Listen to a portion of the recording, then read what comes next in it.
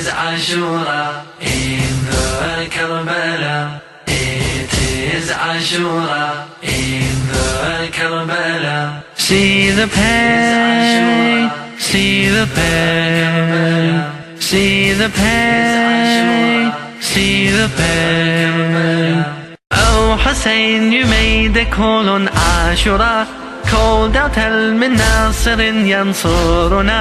Oh Hussein, you made a call on Ashura, called out Al min Nasirin yansuruna.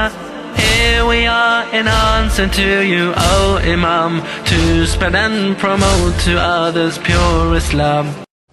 قال إني عبد الله آتاني الكتاب وجعلني نبيا وجعلني مباركا أينما كنت وأوصاني بالصلاة والزكاة ما دمت حيا وبرا بوالدتي ولم يجعلني جبارا شقيا. The first of our salawat in honor of Rasulullah Muhammad sallallahu alayhi wa alihi wa sallam.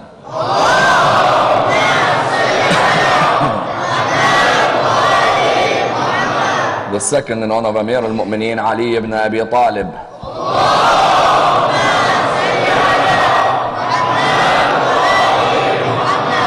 The third with your loudest voices in honor of the Imam of our time, Imam Sahib al-Asr wal-Zaman.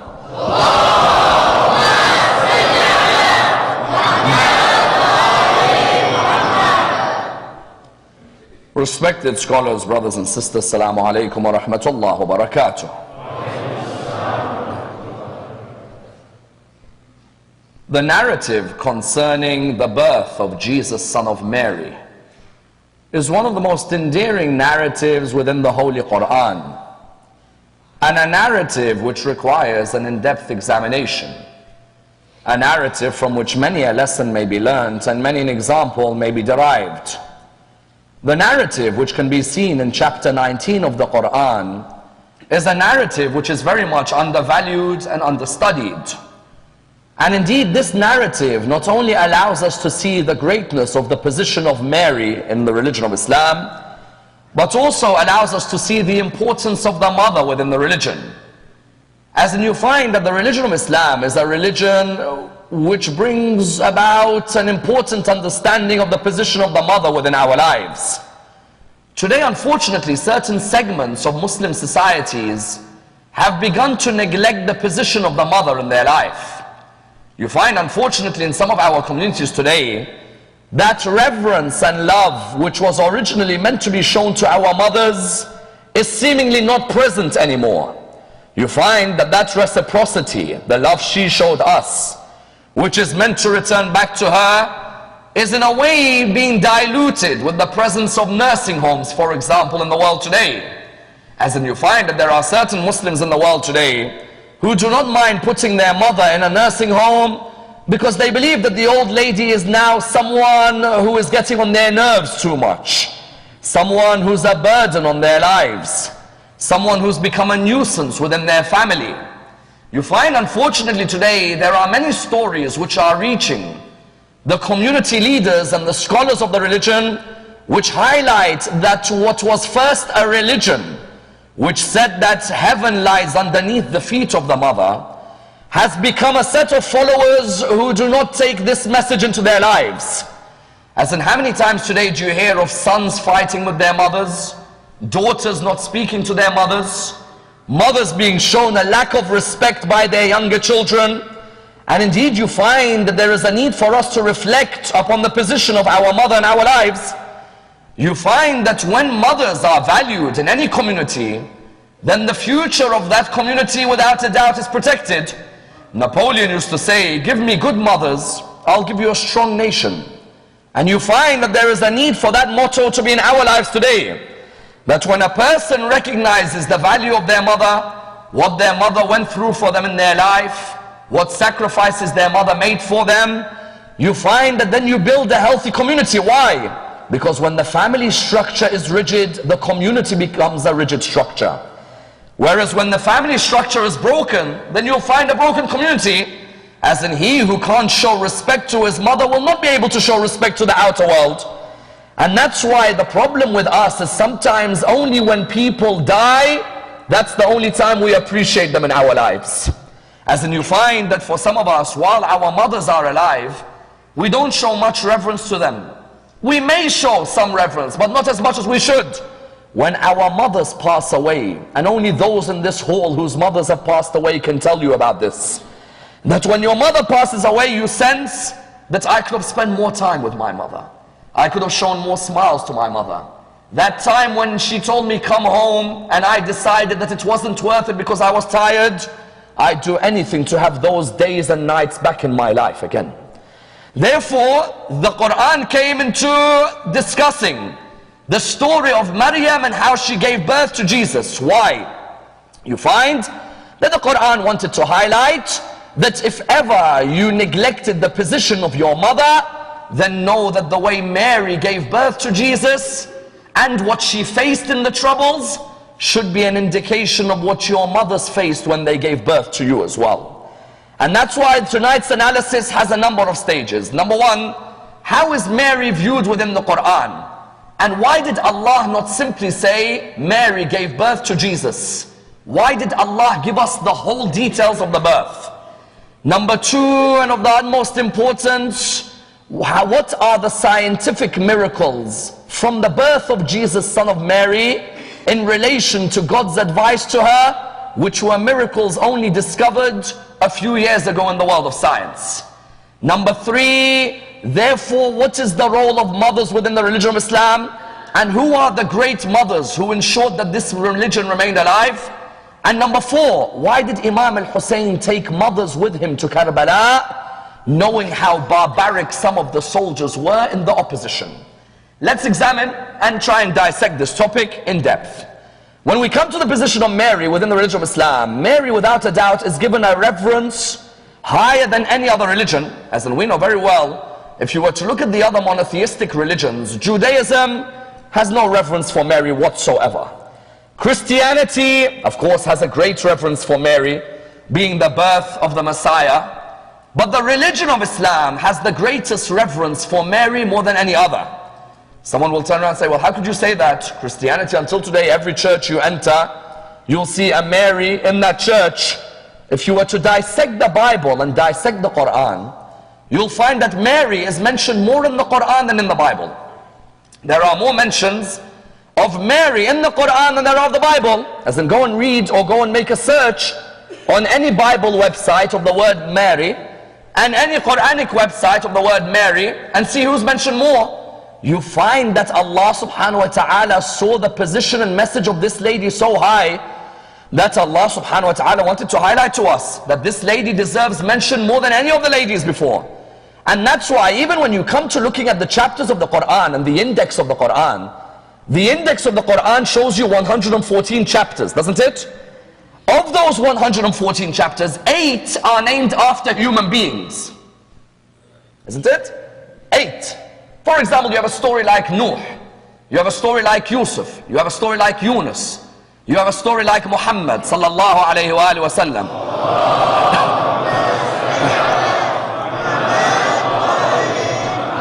But then you have certain prophets who weren't mentioned by name, as in there isn't a story called Surat Musa, is there? There isn't a story called Surat Isa. Likewise, you find that of those 8, Allah decided one chapter should be named after the lady by the name of Maryam. You find that Allah subhanahu wa ta'ala could have easily said, all the chapters should be after my prophets. No, on the contrary. This lady, her position is so high that it's not unusual to see in the books of tafsir that some people viewed her as a prophet in her own right. That when Jibreel would come and visit her, some of the scholars, if you read for example Qurtubi's tafsir, the famous scholar of Cordoba, in his tafsir, he says that Mary could have been a prophet of God. Yes, prophet in the sense of the 124,000, no. But prophet in the sense of someone who Allah gave a message and a revelation, possibly. Therefore you found that Islam came to tell you that this lady, the reverence towards her is the highest. As in Islamic history, only 4 women are called the women of paradise, isn't it? You find Asiya, you find for example Maryam, Khadija and Khadija's daughter. You find that Fatima Zahra, these are the 4 who are revered as the woman of paradise. And that's why I tell you, I find it ironic sometimes when there are other names of women who are mentioned as being higher than these, honestly. As in sometimes you hear people saying this one and that one and they're higher. Allah subhanahu wa ta'ala said there are 4 higher. None come near these 4. You bringing me this one's name and that one's name, at the end of the day, those people, they were liable to disobedience, they were liable to disrespect. Whereas these 4, paradise awaits them because of their obedience to Allah. Therefore, when it came to Maryam, you found that even Al-Muhammad, on many occasions, out of reverence of Maryam, Al-Muhammad would show, we don't just know about her. We know when she is born, we know the day she is born, we know the time she is born, and we know when she conceived of Jesus. Imam Musa al-Kadhim, salawatullah wa salamu alayhi.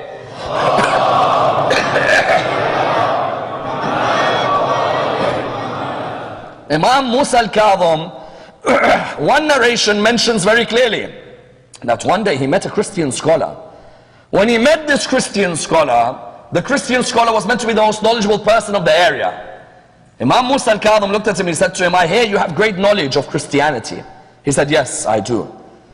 He said, you have great knowledge of history. He said, yes, I do. He said, very well. Then Imam Musa al-Kadhim looked at him and said, may I ask you, Mary, when was she born?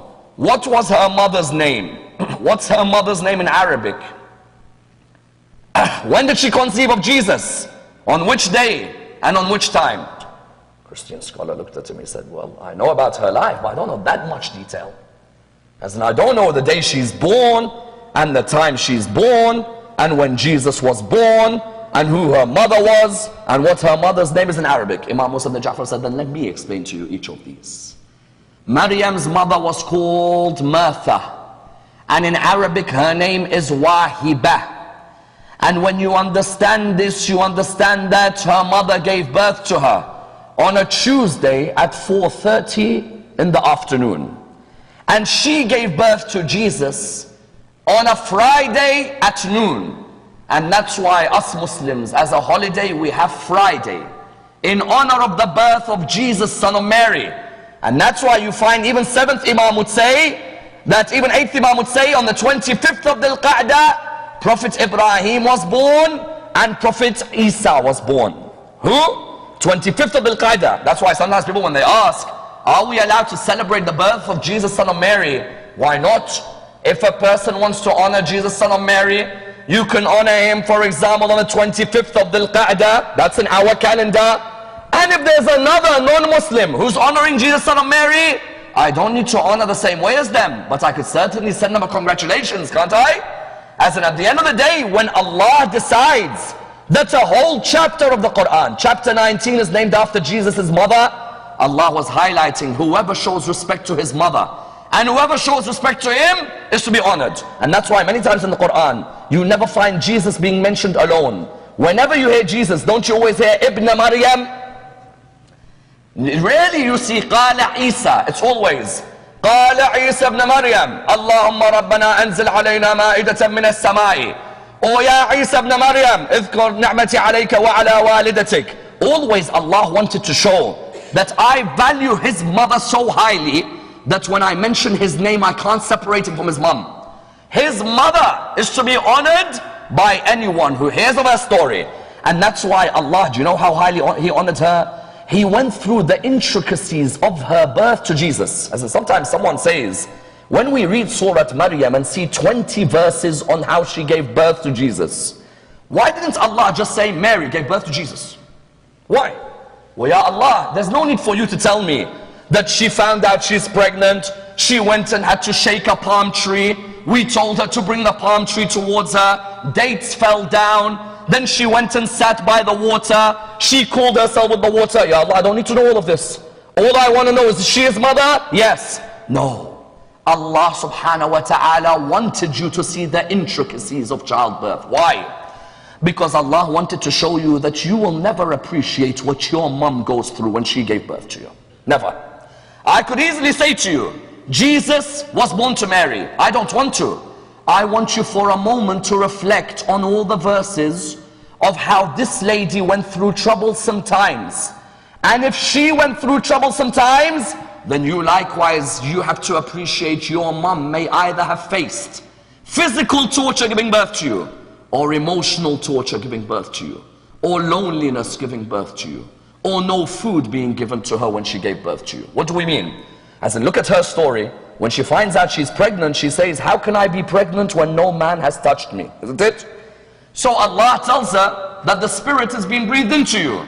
That when we say to something kun, fayakun. It is easy for us. We say to something be, and it will be. Allah subhanahu wa ta'ala then shows us, look how much trouble she went through. First trouble, emotional torture. Do you know some of our mums, before they gave birth to us, you know they went through emotional torture or no? As in, sometimes a person thinks his mother can do everything without going through emotional torture. I always say that nobody can multitask like our mothers, isn't it?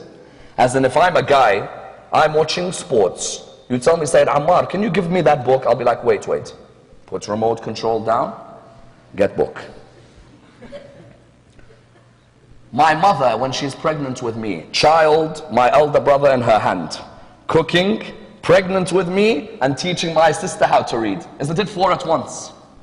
Me, I say, wait, slowly, step by step. My mind doesn't work like this. Our mothers, everything can be done at once. Yes, pick up the phone and she's cooking and the kid, and everything's done at once. But sometimes, even with that, we don't appreciate. That brings emotional difficulty.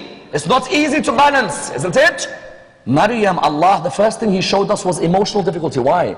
Because they came to her, the first thing these children of Israel would do, you know what they do? A lady who was pregnant or a lady in her menstrual period, what would they do?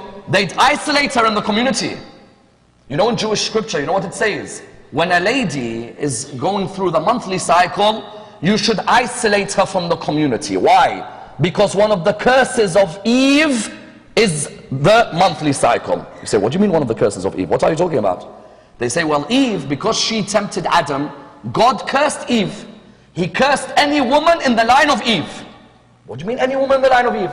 The monthly cycle is a curse from God. Pregnancy is a curse from God. The pain of pregnancy is a curse from God. The first emotional difficulty women had to go through in those days, you know what? The moment they find out that a woman's pregnant or she's in her monthly cycle, they isolate her. Nobody goes near her. Excuse me, this woman, Allah has created us in pairs. We have a biological understanding of the world and they have a biological understanding. When a woman goes through something and a man doesn't make a woman less than a man. On the contrary, Allah has created us with different roles. Mary, the first thing was what? The first thing was shunned. You're in your pregnancy, it's a curse from Eve. Shun her. You find Allah here pointed to the fact that sometimes our mothers we don't appreciate.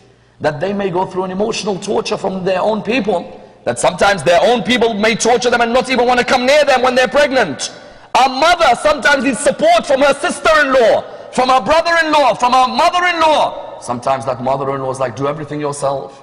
Sometimes the sister-in-law has no interest in helping because of her envy or jealousy towards her sometimes. You find Allah was saying, hey, number one, that's the issue. Then number two, Allah shows us sometimes there's emotional torture more than this. What is it? When the children of Israel found out that Mary was pregnant, what did they say? Mary, the adulteress. They made an accusation that Mary had committed zina because they said, where's the husband? Therefore this lady is an adulteress. Imagine the whole community, when you're walking in the road, everyone's like, she is the adulteress, she's the adulteress. You think that's easy? As in Allah subhanahu wa ta'ala is telling us, you know this lady, what she goes through? Emotionally, she's going through torture. Not only have they shunned her, now they've called her an adulteress. Because they're saying, we never thought your mom and dad are good people. We never thought you'd do such a thing. Then on the third level, what did they do? None of them came to help her in the period of pregnancy. Nobody came to bring food to the house. Nobody came to bring drink to the house. As in sometimes our mothers, if you were to ask them, Mom, you know when you were pregnant with me, were people helpful to you or no? Our moms will never admit. They will never say, oh, it was fantastic. Sometimes your mother went through things she'll never tell you about. She'll tell you, Alhamdulillah, Allah allowed me to give birth to you, because a mother doesn't like to see her child sad, isn't it? A mother will say to you, don't worry, Alhamdulillah. But do you know sometimes even a mother, her own family may shun her at the time of pregnancy. Her own family, instead of coming to visit, instead of coming to honor, instead of coming to be there for her, knowing she has shopping to do, knowing she has, for example, school duties, you'll find the family is silent with no support, and the community has no interest in helping out whatsoever. Therefore you found that this Mary, Allah subhanahu wa ta'ala, what did He tell us? He was showing us, you think Mary, mother of Jesus, because I love her so much, I'm not going to put her through a test? No. Every mother will go through a test in her pregnancy, and you have to honor that mother of yours, because you'll never appreciate what she went through. Never. As in, I haven't even mentioned the birth. And we know very well the most painful period is the birth, isn't it? When the mother is giving birth, it's painful, it's not easy. You find Allah subhanahu wa ta'ala was telling us, read these verses of the Quran and ask yourself, did you ever reflect what your mom went through when she was pregnant with you, and what trials she went through emotionally or physically? Then you found Allah subhanahu wa ta'ala turned it round. How? He showed in this story that, you know what? When Maryam went through these difficulties, emotional and physical, everybody may have left her, but I, the Lord, do not value anyone of my creation like I value the mother. Isn't it? Do you know what Allah did? Allah first told her, Mary, leave their place. Go somewhere else. Go near a stream of water. Please listen to the science of this verse. Go near a stream of water, and next to you is a palm tree. Pull down from the palm tree, hit it, pull it down. Dates will fall for you, and then cool yourself with water. Someone says, Ya Allah, I don't need to know this. Why do I need to know about a palm tree? I need to know about water. I need to know about dates. Ya Allah, why didn't you just say she gave birth to Jesus, son of Mary, and that's it? It's because you think I'll leave a mother alone when she's giving birth? No. I'll give her what man can't comprehend. Someone says, what do you mean? First thing, He tells her, shake the palm tree and keep pulling whatever you can. Some hospitals, until recently, when a lady is about to give birth, there'd be something she'd have to hold on to. And they tell her, pull it back. Pull it back. Why? To ease labor pain and muscle tension, isn't it? As in, they tell her that if you can pull back, it's going to ease labor pain and muscle tension. 1,400 years ago, Muhammad is showing that, you know what? When the scientific world catches up with this Quran, they'll realize it's a book from Allah subhanahu wa ta'ala. You think Mr. Arab who's staring at the sheep and camel, he doesn't know what the hell's going on. He's just looking and thinking, okay, palm tree, pull. Whereas the Quran wasn't just a book for the sheep and the camel. The Quran was a book until the day of judgment. First thing, pull down from the palm tree. Second thing, cool yourself with water. Do you know there are modern hospitals today where pregnant women are told, go and sit in water. It will help you give birth, isn't it? Go and sit in the water. Why? Because again, to ease labor pain and to make pregnancy and the giving of birth easier, you sit them in the water. Again, that eases that tension at that moment. Then number 3, Allah said that when you've relaxed in that water and you've put this down, the pain of the birth is going to be easy for you, O Mary. And you're going to be able to take it. But straight away, make sure you eat the dates that fall. Why the dates that fall? Because we know very well that dates have within them easily absorbable sugars, isn't it? Easily absorbed sugars, which help the heat and the movement. And of these sugars, it's of the fructose type, not glucose. And fructose will help more than glucose. Why? Because you need the raise of the blood pressure, don't you? You find when Allah is saying, eat the dates, we would be thinking, why is Allah talking about dates? No, Allah was saying the fructose in dates allows for the raising of blood pressure at that time. And the water allows for the ease of the tension of pregnancy. And the pulling allows for the tension and the muscle tension to be removed. Tell me 1,400 years ago when they said this Quran wasn't for mankind. 1,000 years later, hospitals were doing these things. Muhammad had already talked about them 1,000 years earlier, isn't it? And that's why I always tell people, the Bible is a book of good ethics, and the Old Testament is a book of good ethics. But the intricacies of the scientific world can only be understood within the Quran. And that's why you find on many occasions the verses of the Quran, many occasions, one verse in the Quran highlights to you why it's the word of God. As in even recently you'll find Surah 75 of the Quran, I swear by the day of judgment, and I swear by the conscious soul. Do they think we won't raise them alive? We'll raise them with the same fingerprint again. Same what? Fingerprint. 150, 200 years ago we found out everyone's got fingerprints, isn't it? Individual. the Quran 1,400 years ago was saying, we'll raise you with the same fingerprint again. In other words, what was it? Allah was highlighting Mary, what she went through. I'll support her if the community doesn't support her. Because I love a mother so much, heaven I'm willing to put under her feet. And that's why, what do you find? You find that as soon as Jesus was born, his first words highlight our primordial nature as human beings. What do I mean? We all have fitrah, don't we? We have the primordial nature as a human. If you were to ask a baby what they are thinking when they are born, you won't find an answer, would you? Because a baby is not able to communicate at that age unless Allah allows the soul to speak its nature. Isn't it? The moment he's born, Allah says to Mary, I want you to fast until you point towards him. When you point, you'll see him speak. As soon as he spoke, what did he say? قال إني عبد الله آتاني الكتاب وجعلني نبيا. I am the servant of Allah. He has given me the book and he has made me a prophet. وجعلني مباركا أينما كنت وأوصاني بالصلاة والزكاة ما دمت حيا. And he's made me blessed wherever I am. And he's enjoined upon me prayers and to give zakat, the poor rate. And then the next line is the most powerful.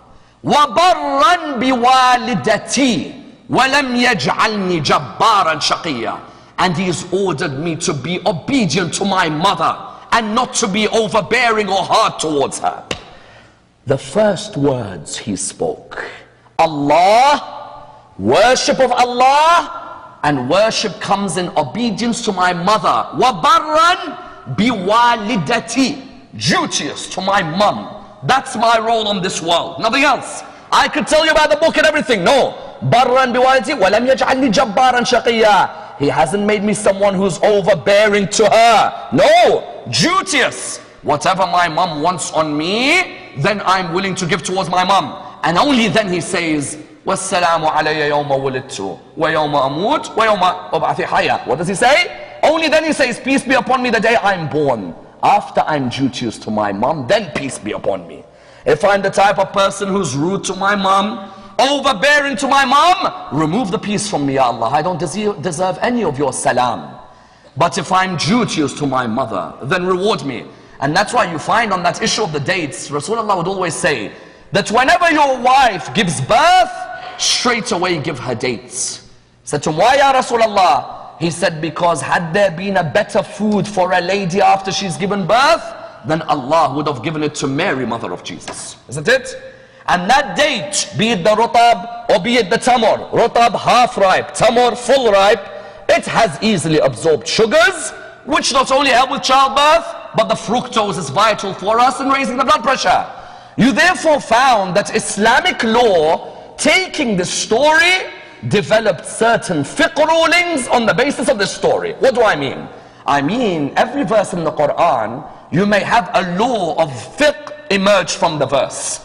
Do you know when a mother is pregnant, because of how much trouble she faces, Allah decided there are certain laws which apply to a pregnant lady which don't apply to anyone else.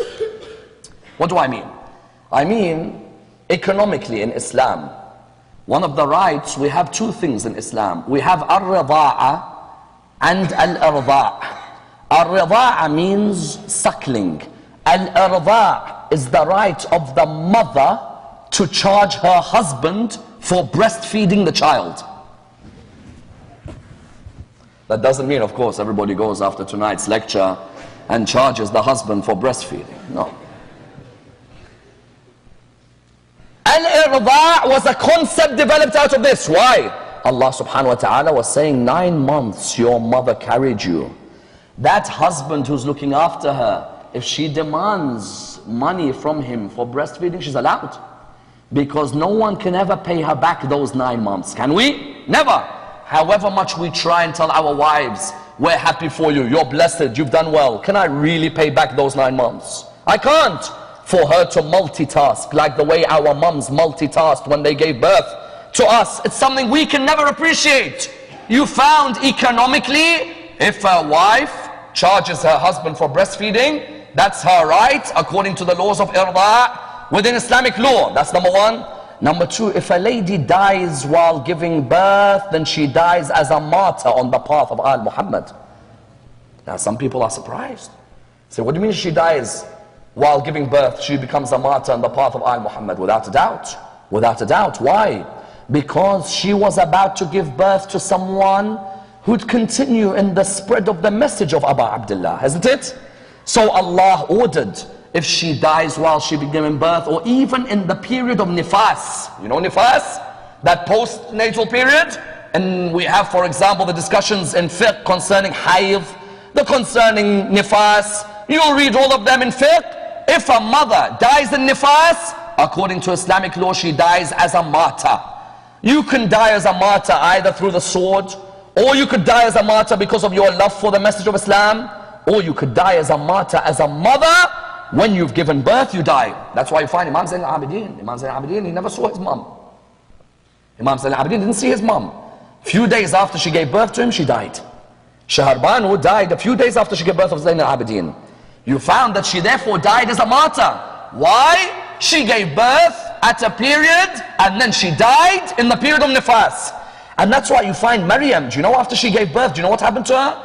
After she gave birth, Maryam, her people showed no respect to her. And do you think when Jesus was speaking on the cradle, everyone suddenly turned around and said, Maryam, you know what, you got quite a son there, we're all going to follow him now. No.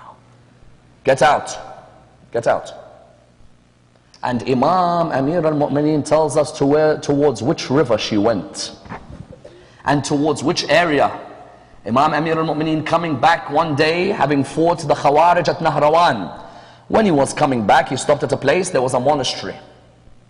When he stopped at the monastery, he wanted some water. The monk said, nobody is allowed here. Imam Amir al-Mu'mineen said to him, why? He said, only a prophet or a successor of the prophet can come here, and I don't know about you, so please leave. Ali bin Abi Talib looked at him, he said, monk, come with me. My companions, dig in this area. He said, what do you mean dig? He said, dig. He said, only a successor of a prophet knows about this area. He said, don't worry, dig. They dug and dug and dug, a white rock emerged, and then after digging further, spring gushed forth, and he said to him that this whole area here, do you know who it belonged to? He said, no. He said, it belonged to Mary, mother of Jesus. Mary, mother of Jesus, left her people. Her people showed no respect to her. She came to this area by the name of Buratha. And that's why, have you heard in Iraq, there is a mosque called Masjid Buratha? That masjid was the house of Mary, mother of Jesus. Even further than that, Imam Salaf says, do you know which river Maryam would go to regularly when she'd want the coolness of the water? She'd go to the river Furat regularly. She'd go by the Furat, she'd pick up from the Furat, and she'd feed Jesus when he was young from the river Furat. In other words, what do we find? We find the intricacies of that birth. Allah was showing us that a mother like Mary, what she went through is honorable, and therefore makes it vital for us to obey our mothers. For heaven lies underneath the feet of such ladies. And that's why the religion of Islam valued the position of the mother so much. As in today, when you find certain people saying, you know what, Sayyid Ammar, I've looked after her enough. As in, how much more do I need to look after? She's become old. That same person came to the Prophet. He said to him, Ya Rasulullah, do you know how much I've looked after my mom? The Prophet said to him, how much? He said, Ya Rasulullah, I'm the one who takes my mother around the Kaaba and Tawaf. I carry her in a way nobody else carries her. Ya Allah, haven't I done enough for my mother? What do you find? The Prophet replied back to him, what did he say? The Prophet replied back to him by saying, you will never have done enough for your mom. He said to him, why, Ya Rasulullah? He said, because when she was bringing you up, she was thinking, for how long will he live? Whereas when you're looking after her, you're thinking, when is she going to die? May Allah never allow that thought to come into our head where we think, when is she finally going to die? May Allah never show us that day. Because you know that lady, whatever you did for her, you always did a charge. But whatever she did for you was free. As in, how many times do you find with your kids, can you take the trash out? Yes, Dad, $5. Wash the car? Yes, $10. Shopping, yes, $15. Habibi, you spend $10 in the shopping center. How are you coming back and I've got to pay you 15? Everything is a charge. When your mom says to you, take the trash out, $5, do this, $10, do this, $2, do this, $3. When she cooked for you, free of charge. And when she brought you up, free of charge. 9 months she carried you, free of charge. Never once did you see her saying that you got to pay me for what I did for you. As the Imam says, she'd prefer to be in the cold while you're in the shade. She prefers to be what? She prefers to be thirsty as long as your thirst is quenched. She prefers to be hungry as long as you've eaten. You would find therefore that even our mothers, even if they get to old age or even if they have certain characteristics, surely when we look at them, we won't see them as an embarrassment for us. Why? Even if others see them as an embarrassment, we have to see them as a source of honor in our life. I tell you, sometimes someone's mom may be disabled, isn't it? Sometimes your mom may become physically challenged. And that's why, alhamdulillah, just before me, when Hajj Zuhair came forward and said about physically challenged people, sometimes our moms are those who are physically challenged. And we'll show great attention to them, but sometimes you may get a bit embarrassed, isn't it? As in, you get a bit embarrassed if your mom's physically challenged. Because you're like, you know, the way people are looking at my mom, as in like, it's better that I don't really show her in front of this group of friends or that side of the community. Because our community can be very arrogant, can't they? As in our community, sometimes when someone's physically challenged, we look down at them, we don't protect them. We don't go and sit with them. Why? Because we have a particular rapport with the people we want to keep, a particular respect. I'm walking with someone who's on a wheelchair, someone who's got a deformity. I don't want to be seen with these because they don't bring me respect. On the contrary, Allah subhanahu wa ta'ala gives a trial to every human being. And when you honor those who are trialed, Allah removes trials from your life, isn't it? You found, therefore, sometimes your mom may have a deformity. Don't be embarrassed by it. On the contrary, when she brought you up, she didn't care about any of your problems. She rather looked after your problems. She wanted to honor you. Haven't you heard that anecdote of that person whose mom used to take him to school?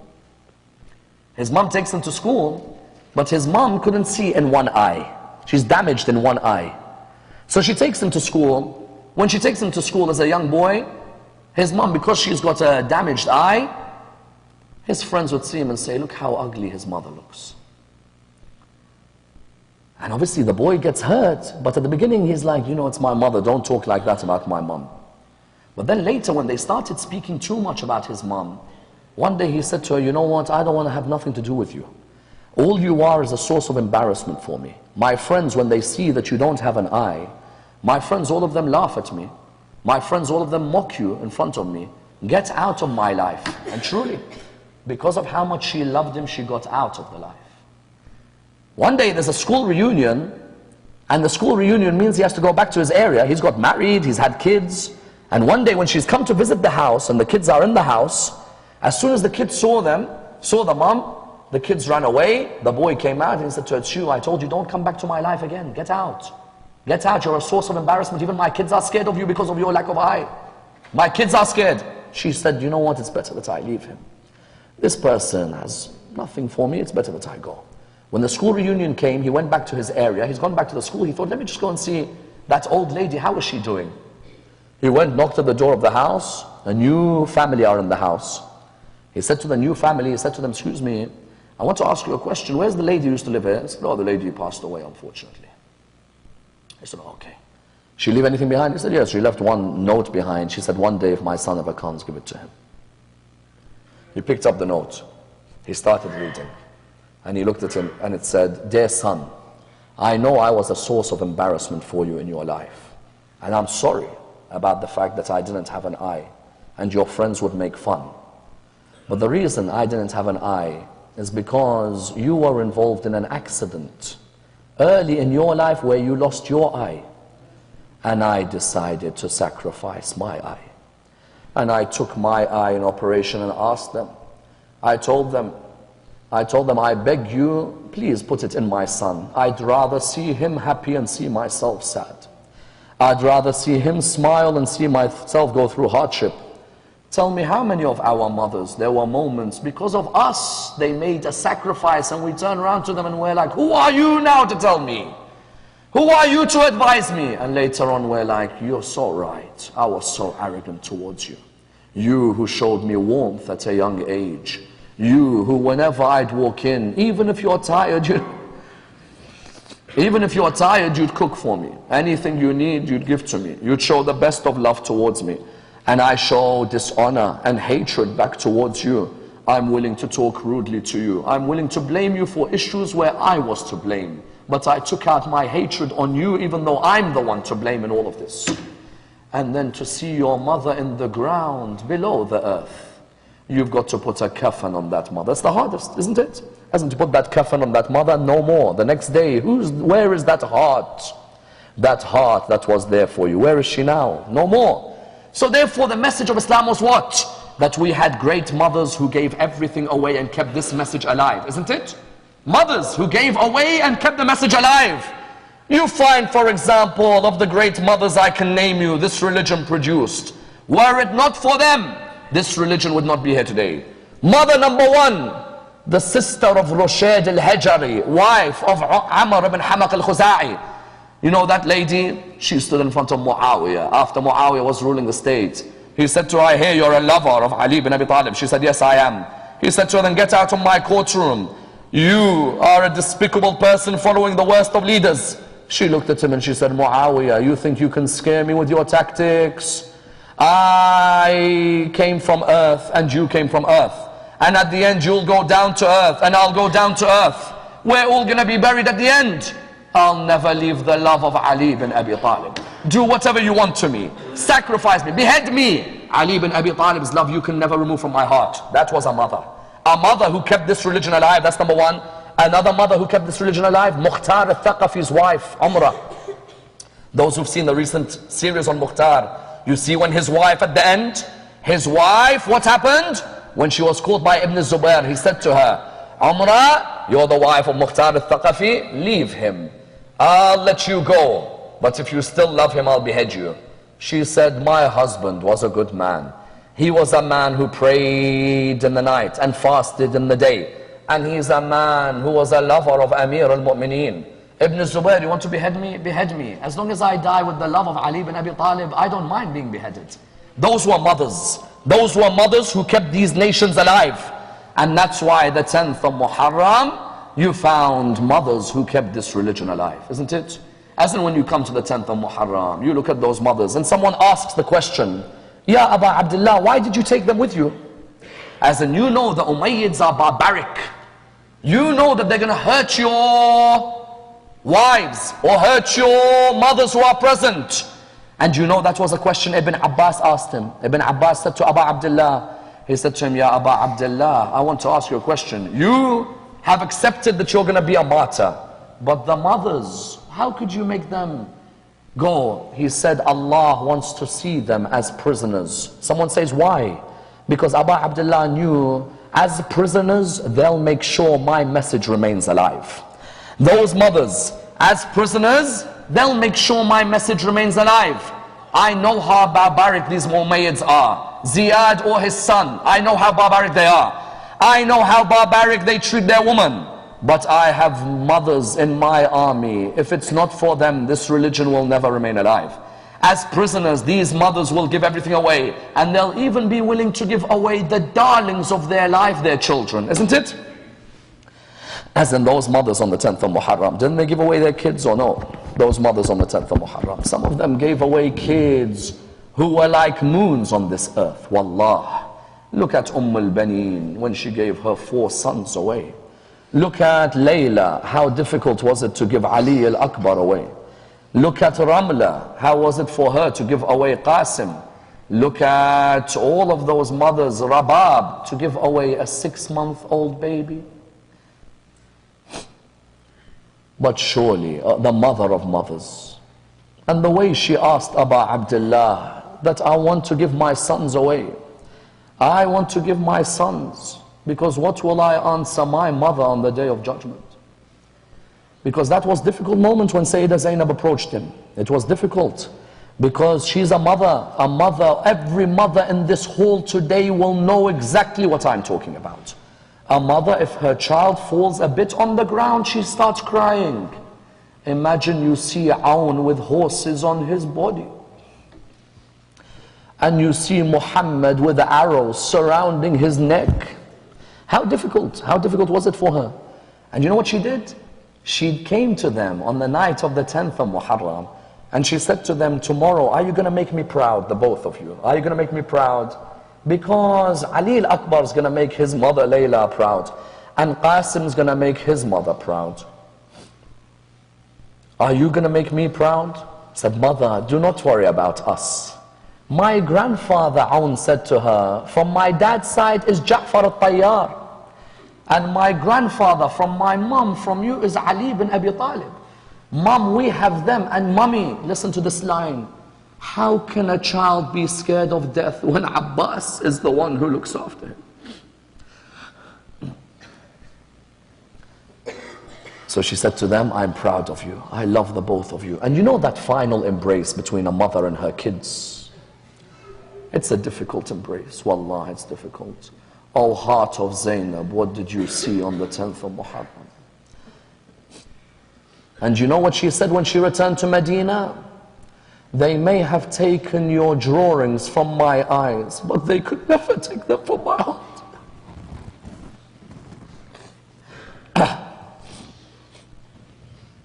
They may have taken your drawings from my eyes, but they'll never take your drawings from my heart. You're still here. They can't take you away. They approached Abu Abdullah on the 10th of Muharram after the companions had been killed. They came to him, they said, Ya Abu Abdullah, oh my dear uncle, please allow us to fight. Let us be the first of Bani Hashim. Let us be from the first of Bani Hashim to go and fight. You know, he was in tears when he looked at them, because he remembered Imam al-Hassan and him when they were younger. So he was in tears. He was in tears when he saw them. And he could see from far away Zainab is looking at him. And he didn't like to break the heart of Zainab. It killed him. One thing he didn't want to do is break her heart. His mother Fatima said to him, don't break her heart. Look after her. So he came towards them. He said to them, my dear beautiful nephews, I want you to go back. They said, Abu Abdullah, please uncle, let us fight. He said, no, no, no. Go back, look after your mother. Your mother has no one to look after her. I love your mother. I saw Rasulullah die, we were together. And we saw our mother Fatima die, we were together. And we saw our dad Ali die, we were together. And our brother Hassan died, we were together. I can't bear to hurt your mom. And I can't bear to think that after me, that no one will look after your mom. So go back to your mom and embrace her. They went back to their mom. Both of them were crying. Imagine, these are 11, 12-year-olds. They're both crying. They went back to their mom. The mom began to walk towards Abu Abdullah. She came towards him. She looked at him in the eyes. She said to him, Ya Abu Abdullah, why don't you allow them to fight? He said to her, Zainab, I want someone to look after you after Karbala. It's as if Imam al-Hussein knew Zainab would be whipped after Karbala, would be hit after Karbala. Those who've been to that bazaar in Sham, do you remember what they did to Zainab in that bazaar?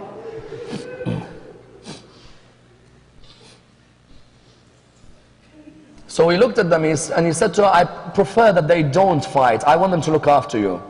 The line, she said 2 lines to him, and they broke his heart, but he accepted. First she said to him, Oh Hussein, do you not remember on the day of Siffin, when my father was proud when a young Abbas came out?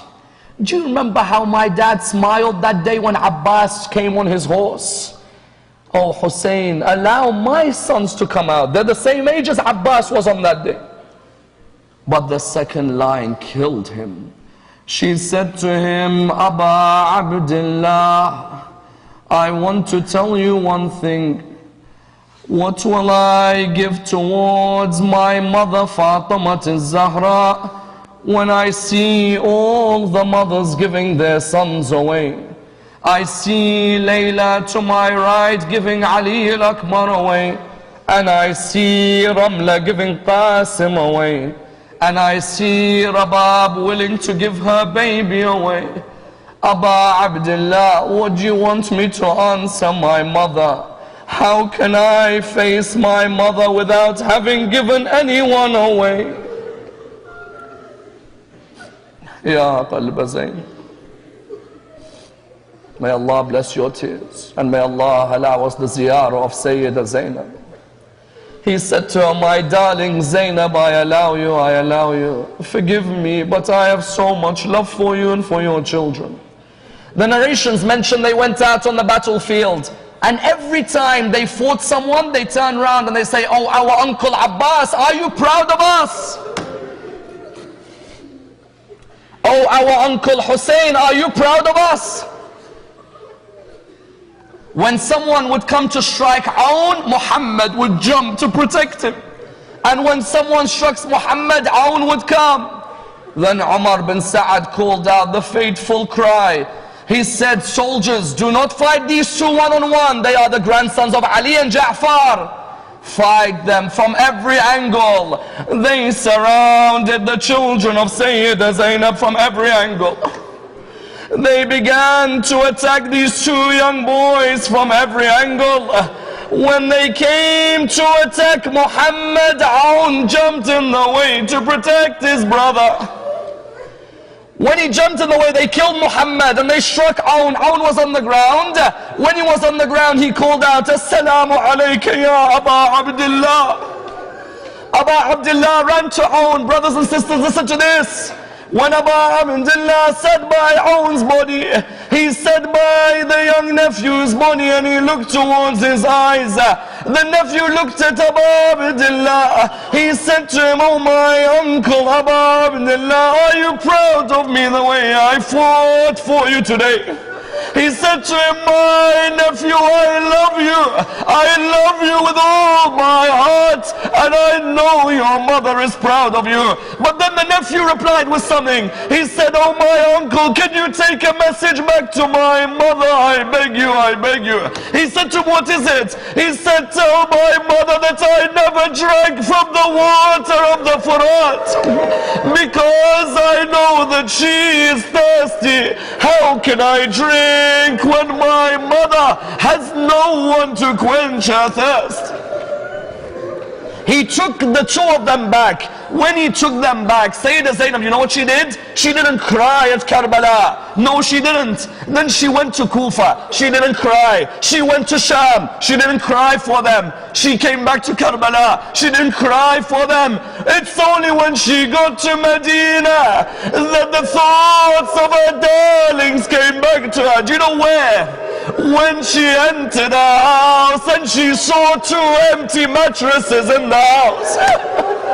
Allah. She looked at the mattresses which used to be occupied by her beautiful children and she said, oh my darlings, I wish I had cried. But I never cried because Abu Abdullah had no one to cry for him.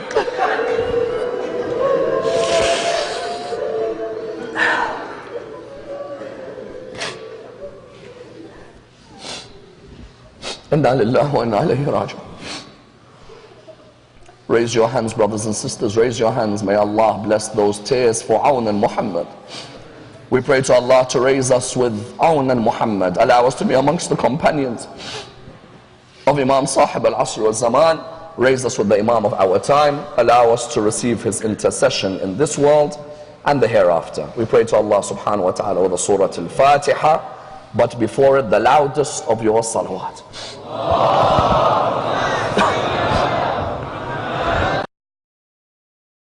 Lovers of the holy house, sound our claim, emulating their example, our aim. Lovers of the holy house, sound our claim, emulating their example, our aim. Living like Ali and struggling like Hussein is the key if paradise we wish to gain. See the pain, see the pain.